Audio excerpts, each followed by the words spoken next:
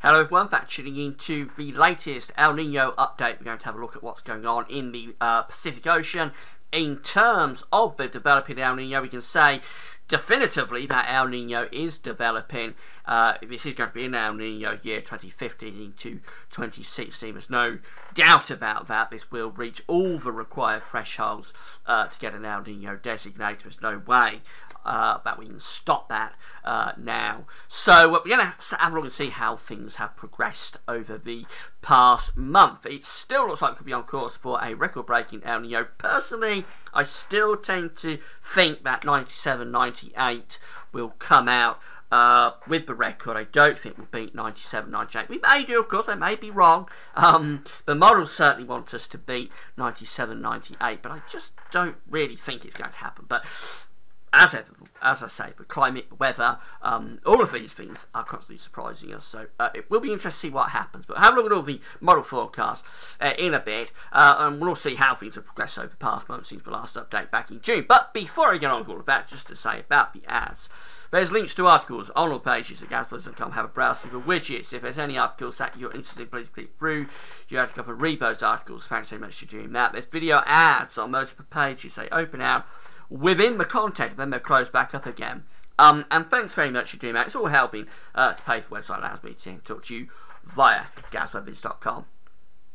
So let's start off with the Southern Oscillation Index. Now, when we did the last update back in June, we was just, I thought, beginning a little bit of a crash in the SOI. So I think it's probably the start of a significant crash of the Southern Oscillation Index. That did occur. So let's have a look at that to start off with. So the Southern Oscillation Index is an index that reflects the atmospheric setup in the Southern Pacific Ocean from Darwin in Australia to Tahiti in the southern ocean of the Pacific. When the atmospheric setup there is reflected El Nino, we'll get a negative SOI, and when the atmospheric setup between Darwin and Tahiti reflects La Nina, then we'll tend to go towards positivity within the Southern Oscillation Index. So yeah, we saw a really big crash through the latter part of June. Got some very, very negative numbers indeed. For example, 25th of June came out at -44, 26th came out at -48, 27th at -40, 28th -34, and so on. That was a real crash of the Southern Oscillation Index. It allowed a dramatic warming to occur, which you'll see in a moment through the equatorial part of the Pacific Ocean. If we go down, that continued into the start of July, but then for a few days during the end of the first week of July, things did go a little bit more positive. So on the 7th, we went to 13 plus 4 plus 13.4, and 8th and 9th plus 3. So it just eased off a little bit. That crash in the SOI, the atmospheric setup began to rebound just a little bit about 10 days or so ago. But as we've gone into the last few days, again, the SOI started crashing once more. So very negative on the 14th of July at -18, 15th -28, 16th -31, really negative again, 17th -18. So another burst of very negative Southern Oscillation Index. Another burst of the negative Southern Oscillation Index is occurring at the moment, and that is just going to strengthen the El Nino even more. So this is how the charts were looking, the anomaly map was looking when we did the last update. So this is the anomaly for the sea surface temperature anomalies for the globe from the 18th of June. And as you know, I have to explain this because I assume people could be watching this for the very first time, but I'm sure most people know this. El Nino is from Peru over here to Indonesia over here. That's the equatorial part of the Pacific Ocean. When you get warming occurring through that part of the Pacific Ocean, then you've got an El Nino. When you get cooling, when cold water rises through that section of the Pacific Ocean, then you've got a La Nina. Basically, it's the Earth's thermostat at work. It warms up, releases the heat, and then cools, excuse me, cools down again. In a cyclical sort of nature, these events seem to occur about every 3 to 5 years, something like that.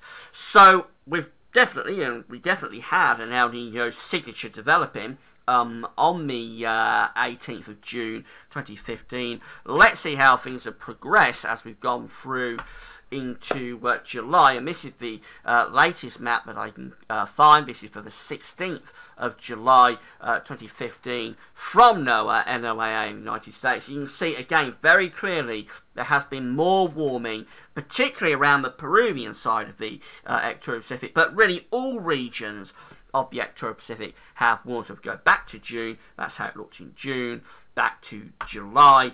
Clearly warming is occurring, quite a dramatic one as well. And when you see these red colours appear, that's a very strong El Nino signature being seen there close to the Peruvian, excuse me, again, the Peruvian side of the equatorial part of the Pacific. The regions that we're interested in particularly is actually the central part, region 3.4, this part just here. And that isn't the warmest yet. It's still over in the eastern part of the equatorial Pacific around there. But eventually, it looks like this part, this central part, 3.4, will warm a bit later in the year, whilst 1.2, this area just here, begins to cool down ever so slightly. But we can say definitively that we are locked into an El Nino event now. The only question, I think, is how strong that El Nino is going to be. So let's have a look at some forecasts. This is the CFS V2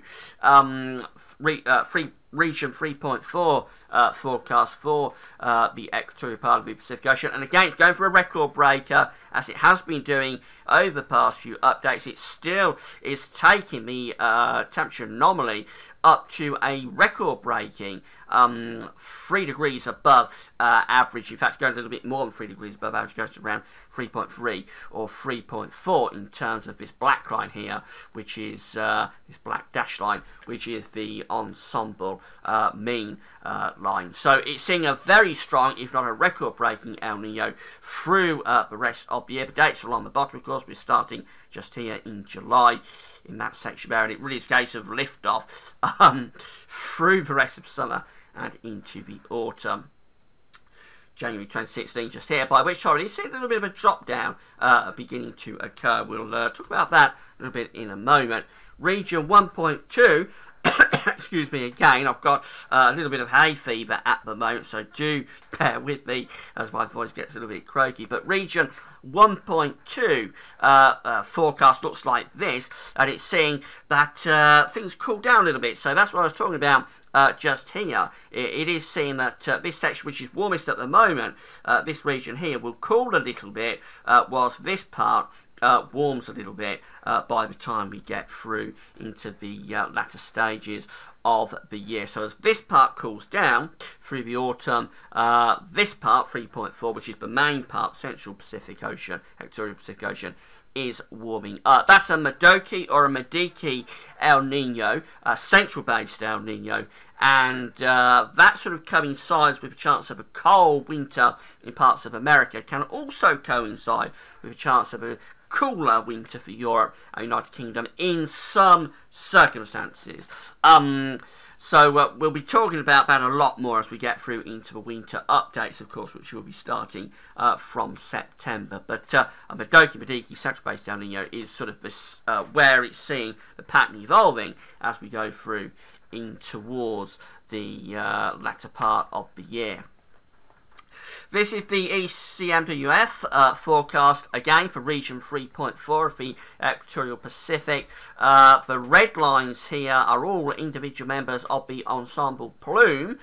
We've got the dates along the bottom again, and we've got the temperature down the side. So what we can see quite clearly is that a significant El Nino event is forecast to occur. This is 2 Celsius above average just here. And you can see that pretty much, except for a few outliers, pretty much all members members of the ensemble plume are going above that.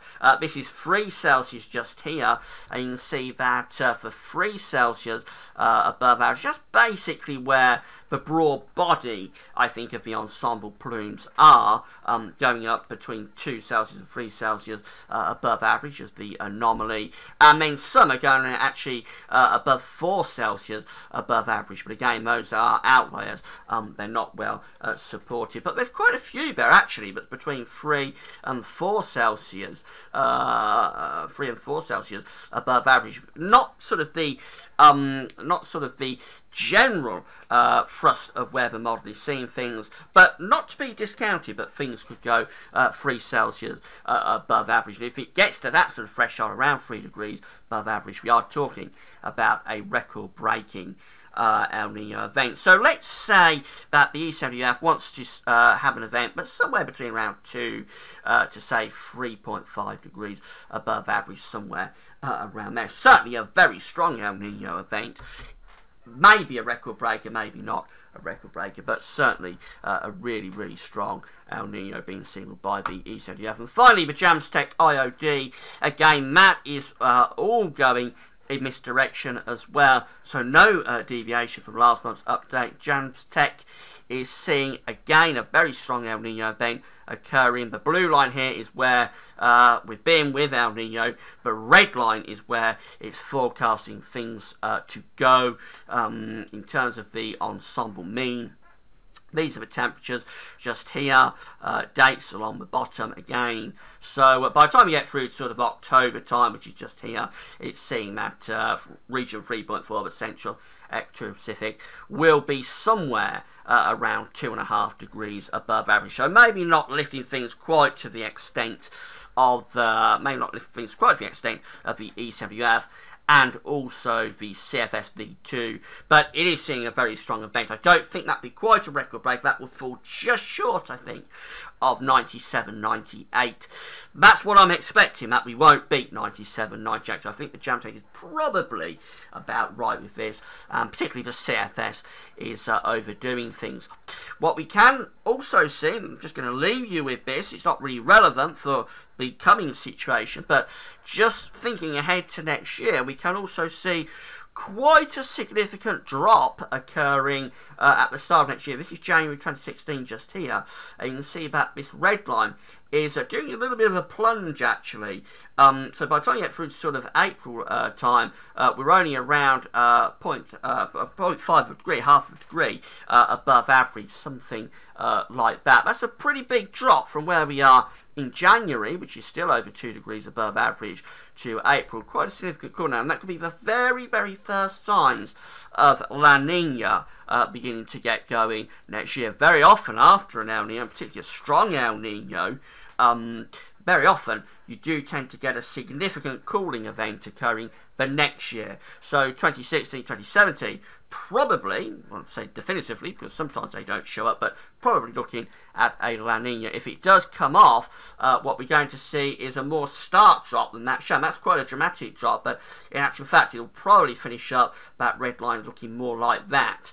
A real plunge taking place through the opening months of next year. And again, if we have a look at the CFS, this black line here, if La Nina does occur, we'll probably finish up more like that sort of idea.